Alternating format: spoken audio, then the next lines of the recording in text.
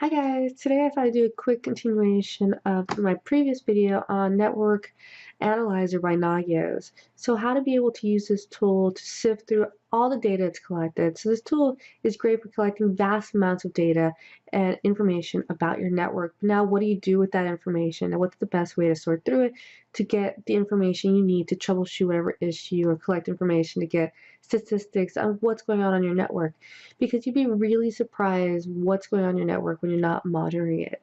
If you're not monitoring, you don't truly know like how much traffic is going to what site, how many employees are maybe visiting a certain site, or if you want to restrict something in your environment for security purposes. So you want to know like what are the risks, what are the dangers, what you should be looking out for. And if you're not monitoring your network, you're not really going to know this. So being able to monitor your network and then sort through that data to find the information you need to best secure, to best restrict, or whatever you're trying to do on your network, this is the information, how to sort through it. So I'm going to go over queries today. Like, how do you go through, use this tool to be able to sift through your data and find the information that you need and how to best understand how the queries work. So just keep watching. I do a quick tutorial on how to best organize this data and sift through it. So just keep watching. Let's go ahead and go to the website that's hosting our Nagios Network Analyzer. So it's for me, it's this internal IP address / Nagios NA. It'll automatically redirect you index.php and it'll bring you directly to the dashboard. Now, the dashboard will have a number of information summaries of all the sources and their current status. You notice mine is yet red here, so that's like a critical load based on a threshold that has been defined. So you kind of get a quick overview right here on the dashboard. So right now I'm going to look at the source. So in today's video I'm going to specifically go over queries and how to go through your data. So that's really the most important, is understanding how you should be able to sort through your data and finding the essential information, because there's going to be a lot of raw data that this is going to collect about your network traffic of your system, or if you go directly to your routers or switches, it's going to collect a lot of raw data. So it's really how to filter that data so you get the best information and the information that's critical to your environment for whatever troubleshooting purposes you're going after. So if we click on the source, it'll bring us to the summary of information about our source.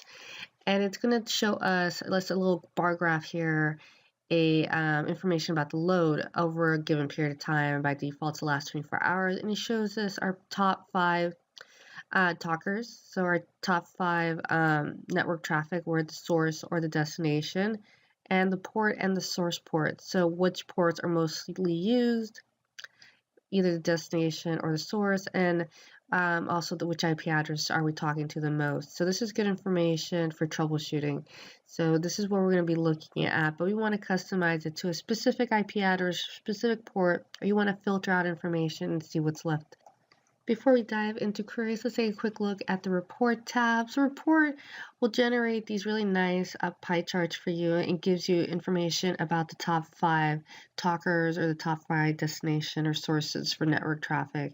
So this will give you nice information, and this is automatically generated without you having to do any special queries. It's automatically default charts that you can take a look at to get a quick overview of where your network traffic or which ports or which services might be used the most.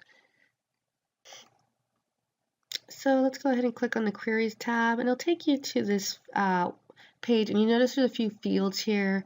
So just a quick overview. So aggregate by is an interesting field. So it's a way of distinguishing the different fields of data and how they relate to each other. So for example, you could put destination IP address, and then when you search for raw queries, it's going to just filter destination IP addresses together. But let's say you put destination IP address and source IP address, then it's going to treat those as 2 separate entities. So it's going to be a unique field, will be a specific destination and a specific source. Whereas before, it's going to be just specific destinations. So this is giving you more individual records of traffic for a specific source and IP address. So instead of going through all your raw data and clumping it together by just one entry, like only by destination IP address, now you're taking all your raw data and it has to have a specific destination and a specific IP. So doing this will actually just really fine tune your data. So when you do your search, it takes the fields you aggregate by and how customized you make that, and do a search your queries based on that information. So it's a little it sounds a little weird when I'm explaining it here, but it's actually a really simple concept once you try it a few times. It's what you're going to search through. Do you want to search through data that's just been sorted by destination IP address and return that back, or do you want data sorted by destination and source IP and return that back? So let's take a look at a couple examples and you'll get a better idea of how this works. So here's our first example. So we're at our query tab. We're going to click on our first field, aggregate by, and this field is required. So you have to have at least one entry here. So I'm aggregating by source IP address and destination IP address. So it goes through all our raw data, clumps that together. And now what I want to search for is a specific IP address. So I'm putting IP address, not destination IP or source. So it's IP address, it could be destination or source, and that specific address. So that's a very specific host. So it's going to return every field that has, every record that has that IP address as either the source or destination.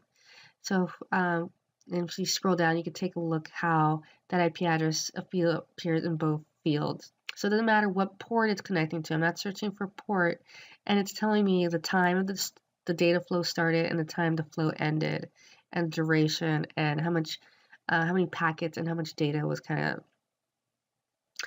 transmitted. Next, I'm going to search for a net. So net is a network or a broadcast domain. So I'm doing 10.0.1.0/24. So it's anything between 10.0.1/0 and 254. So it's giving me every host, and it's going to give me every host that appears, a record for every host that appears in that network. And notice my aggregate data is still source IP and destination IP. So it's still going to sort my records through that, and based on that records, it's going to give me a information based off if the network appears, if the IP address or source IP address appears in that subnet. So again, we could change it based on this. So there were some YouTube videos I was playing to generate some data.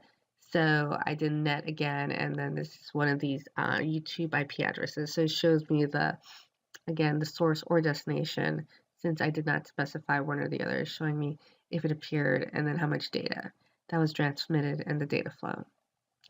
So you kind of see here, it generates this nice table, and then you quickly glide through this and try to find the information you need. So it kind of sees when the peak time was. So that might be something, if you're having any sort of network slowness, it might be a peak time. So what if you want to search for not just a subnet, but also a port? So what port was connected to on that subnet? So we could use logic operators and or not. So the basic, most commonly used logic operators. So we could say source net, right? So searching just the source IP address net data flow for that subnet. So it's just going to show me the entries where the source comes from that subnet, so data coming from there. So what if we want to actually specify our aggregate domain a little bit more? So we want to search for now source ports and destination ports. So we want it's really specific. So when is it that an IP address connects to a destination IP address with the same source port and destination port? So it takes all that raw data and clumps those specific entries. So it's super fine-tuned there. So now we have a source port, a source domain, and we want to also search for a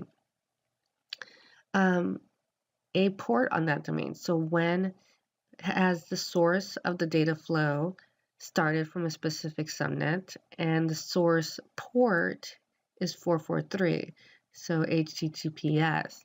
So in that case, we can use, right, our source net, subnet slash the broadcast domain, and then we could also search for the port and use that AND operator. The OR operator is also a valid logical operator, and so is the NOT.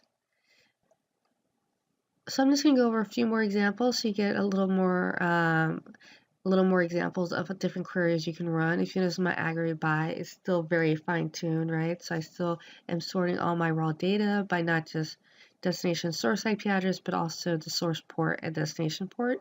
So this is probably the most detailed you can possibly get your queries to be sorted through.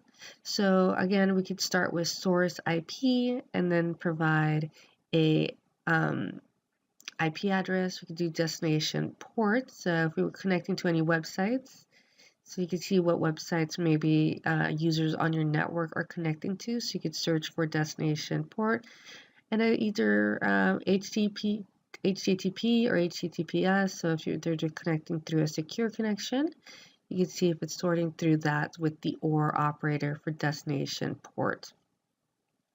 So again, for this query, it doesn't matter what IP address it's coming from or going to, it's just which web pages. So this might be useful if you're searching what websites your employees or servers are connecting to.